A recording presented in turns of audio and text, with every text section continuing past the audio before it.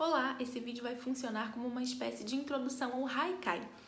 O haikai é uma forma poética de origem japonesa que começou por volta do século XVI e teve origem em uma espécie de jogo palaciano. Então, antes da existência do haikai, existiam outras formas poéticas e existia esse jogo palaciano em que uma pessoa compunha 3 versos, outra pessoa compunha 2, aquela pessoa compunha 3, outra compunha 2 e assim sucessivamente.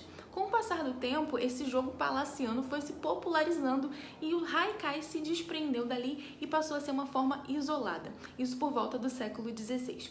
O principal representante do haikai no início foi um poeta viajante chamado Matsu Bashō, que tinha uma grande influência do pensamento zen budista. O Bashō não foi o criador do haikai, mas ele contribuiu muito para a sua afirmação, para a sua popularização e foi realmente um grande representante do estilo, do tipo, do formato poético lá no Japão.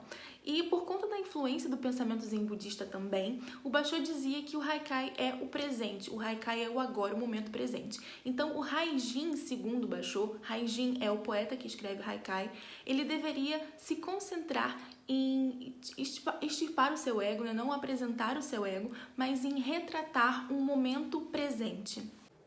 O haikai chega ao Brasil bem mais tarde e ele vem de 2 fontes principais: a imigração japonesa e o interesse do Brasil pela França, num momento em que os franceses estavam bastante interessados no Oriente. Então estudava-se a literatura oriental, estudava-se o haikai, e aí o Brasil recebe o haikai dessas 2 fontes principais. A gente não tem certeza quem foi o primeiro brasileiro a falar sobre haikai aqui, se foi o Afrânio Peixoto ou o Monteiro Lobato. Mas, de qualquer forma, o fato de nós termos recebido o haikai a partir dessas 2 fontes fez com que o Brasil tivesse um lugar privilegiado no sentido de que a gente tinha forma poética sendo praticada aqui, tanto de uma maneira muito tradicional quanto de uma maneira bastante moderna.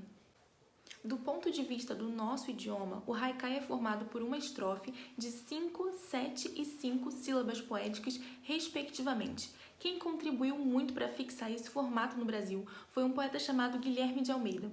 Inclusive, a relevância dele foi tão grande que ele criou uma espécie de formato específico do haikai que ficou conhecido como haikai guilhermino. O haikai guilhermino tinha a seguinte característica: além de ter 5, 7 e 5 sílabas poéticas, ele apresentava um título e uma rima interna no verso de 7 sílabas. Então, uma palavra no início do verso e uma palavra no final do verso, dentro do mesmo verso, rimavam. Isso é uma rima interna e era assim que se caracterizava um haikai guilhermino. Além de ter uma característica formal, né, quanto à forma, e de ter também uma relação com o momento presente, com essas ideias zen budistas, o haikai também tem uma ligação muito forte com a natureza. E nas suas formas mais tradicionais de produção, conta com uma palavra que costuma representar a estação do ano. É importante lembrar que no Japão as estações do ano são bem marcadas, então é muito fácil, é muito característico diferenciar o verão, o outono, o inverno, enfim, cada período de estação.